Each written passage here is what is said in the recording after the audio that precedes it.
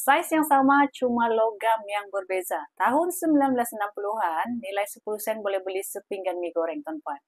Hari ini tahun 2025, nilai 10 sen hanya mampu beli satu biji gula-gula sahaja. Mie goreng telah meningkat harganya dari 10 sen ke 10 ringgit dalam masa 60 tahun.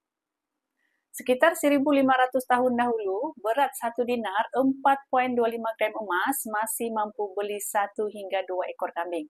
Dan hari ini tuan-puan, 1 dinar 4,25 gram emas berharga lebih kurang 2.500 masih mampu beli 1 hingga 2 ekor kambing.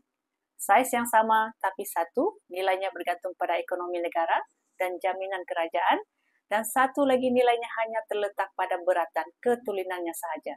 Dan menyimpan nilai yang sama walaupun 1.000 tahun akan datang.